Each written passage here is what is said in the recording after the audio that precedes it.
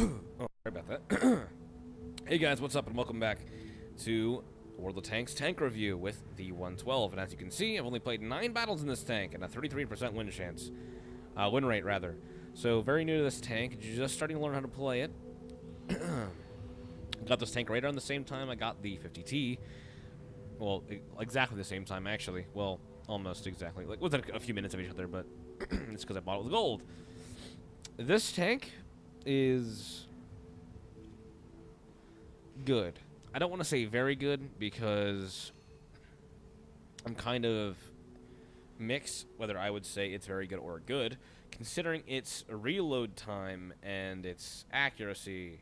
But its armor is awesome if you can use it right. If you can use it right. Sometimes its side armor will falter, and sometimes these will kind of dick on you a little bit, but that's if they're real close. And I would honestly, this tank excels at brawling. Not necessarily brawling with higher tiers, even though you can if they're shooting you in right here, the upper plate, which is fantastically well armored, honestly. But the, excuse me, the cupolas are bad, and the lower plate is the weakest part of this tank, hands down. Literally the weakest armor as well. It's really bad. It'll go overmatched pretty often. It's not even difficult to do. So, whatever you do, cover this lower plate, and you will do good. And you have a not great gun depression, but better gun depression than most Chinese tanks. Well, not most. I don't actually know. I haven't played the Chinese tanks yet. I'm about to though. I have actually went down a couple of tanks, but tier 4 is too early to tell for any gun depression, saying all gun depression of all tanks. So I haven't went through all of them yet, but I do know the Chinese have a remarkable streak, I hear, for being very poor in the gun depression category. The gun of this tank, let's talk about that first, is, well, it's interesting. It has very good pen with its heat. It has alright pen with its AP. Well, I mean, the jump between its AP and its heat pen is ginormous, which makes the heat rounds very worth it. I have penned many in IS-6 with the heat rounds when you can't shoot through with the AP rounds if you're too far. And he's just destroying you, so you decide to let some heat.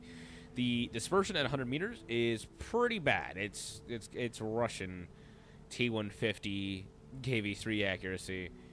Its aim time is bad, 3.4 seconds.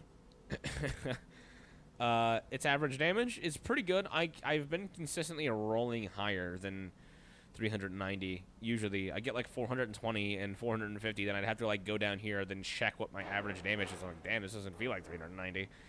But its rate of fire is bad, 4.55 seconds. And my actual reload time, because I have such a shitty crew, is 13 seconds. So it's pretty painful for me, even though I have the gun rammer. It's pretty painful to brawl. But this armor on the front of this tank is absolutely fantastic. And anybody shoot you here, or even the mantlet, they're not going through. Maybe they hit the very, very cheek right about there with heat, APCR, something like that. Other than that, I would not say they're going to go through. This is insanely well armored. They might be able to bullet trap you, considering it'll go straight down if you get bullet trapped. Or right here. If you're a little bit higher than it, that's a pretty big weak spot, honestly. The turret is pretty much impenetrable, other than these right here, these cupolas. They're still the same thickness, as I'm aware, of the frontal of the turret, and if they hit anything but flat on, they have bounced for me. Don't know if your experiences are different, or may be different if you actually buy this tank. The front plate, upper front plate, good luck getting through that with any tank in the game, I would say. Unless it's flat on. At this angle or a more steeper angle, you will never get through. It is just so well angled. It's like 250 millimeters, something like that. It is the 113s, basically, its armor. The lower plate is trash, and you have this right here, which is actually acts as spaced armor, so it will block HE rounds hitting the front of the tank of, absorb some damage and things like that. Its side armor is alright, not great. Same thing as the 50T, which is not very good. Except for right here, right here, is a bar of a bunch of spaced armor. And as well as the tracks, which are spaced... oh, goddammit. Which act as spaced armor. And then all this tank is kind of like... I would honestly say that this tank is like a IS-6, but with less weak spots, which is kind of surprising, but literally, when you drive the IS-6, no matter what point you face at your enemy, you are showing them a weak spot. There always will be a weak spot, no matter what. This tank, if you can come around a corner right and have this thing... If you can come... Even if you just get this damn thing hold down, honestly, and use the little gun depression you do have, it becomes incredibly difficult to shoot these. You can't shoot the lower plate. You're not getting through. You have to flank this thing. Unless you shoot 13 HE, which, I mean, honestly, the armor is kind of thick, so you're really not getting through at all. Its rear armor, nothing to brag about. It's kind of bad. I'm pretty sure... Like on the T-34, the heavy tank, right here is a weak spot. This right here is not a weak spot. This will bounce many shots. It's exactly still the same thickness as this, as the front of it, 240 millimeters thick. This, however, right above it, is a weak spot. I don't think right here, but it's like right kind of, it kind of fades into being a weak spot. Right here, you can see the definitive circle. That is the weak spot of the top of the turret. So hit right here with HE rounds, and you'll, I mean, this is about 30, 20 millimeters thick. You'll do some damage. Here, same difference. Same thing. It is a huge weak spot with pretty much every tank, honestly, except for maybe the mouse, but high tier already will go straight through still. Let's take a look at its other stats. It has 1,500 health, which is... Like I said, it's pretty much average. It has 380 millimeter. Oh god, my fucking damn it! 380 meters view range, which is not great, honestly.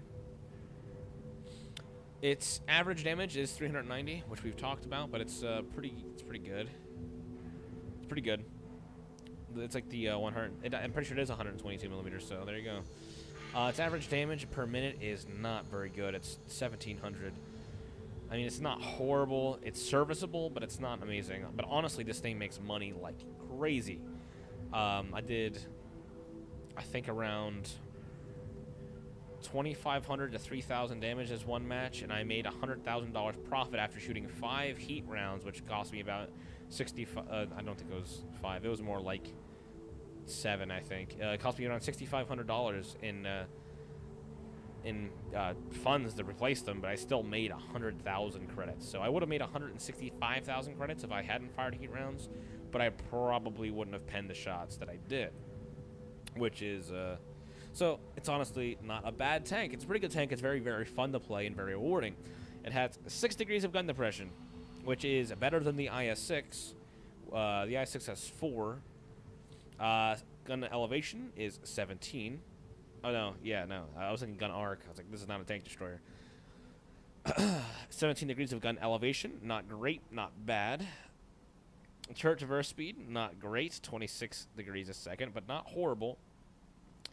The traverse speed is exactly the same, which is not great, honestly, but not horrible. Again. Specific power horsepower per ton ratio is 12.45 horsepower per ton, which is not very good, let's be honest. That's like a horrible medium or pretty decent heavy. Its top speed is 45 kilometers an hour forwards and 15 kilometers an hour backwards, which backwards is not very great, but honestly, there's not too many situations where you should be backing up as a heavy or relying on your reverse speed alone.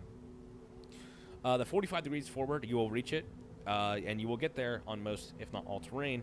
I have gotten there, as long as it's flat, obviously. But I have gotten there, and it is one of the advantages over the IS-6.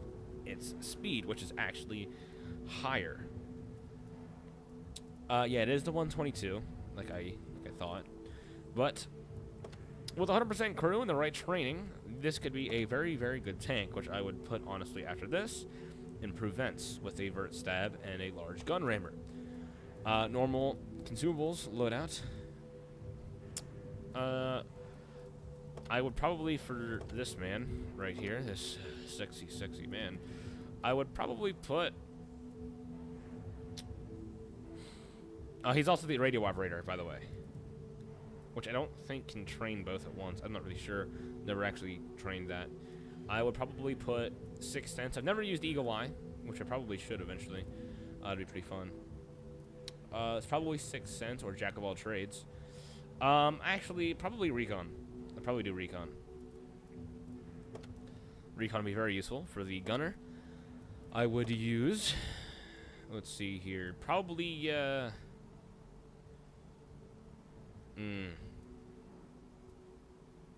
probably Snapshot.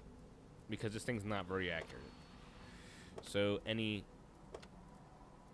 thing you can do to improve that is better. Because you are going to be, like... Let's face it, you really shouldn't be shooting while moving your turret, but let's face it, it's going to happen eventually. For this, I would probably do clutch braking because how bad the traverse speed is, which isn't, I mean, it's not horrible, but it could be better. Loader, I'd do probably safe stowage, or for a heavy tank, I usually like to do adrenaline rush, which improves the bad reload rate, which has honestly been, it's that kind of reload rate where it's just too slow to be able to shoot the guy one more time before he comes around the corner to push him back. So it could be useful. You never know. It's kind of frustrating at times, honestly. But for the exterior, I probably wouldn't put on a camouflage other than to make it look cool. And I do like the tank model, but it's not HD yet. So it could be far, far better. But once it does, it'll look very, very good. I imagine so, because Wargaming really makes their high-definition tanks very pretty.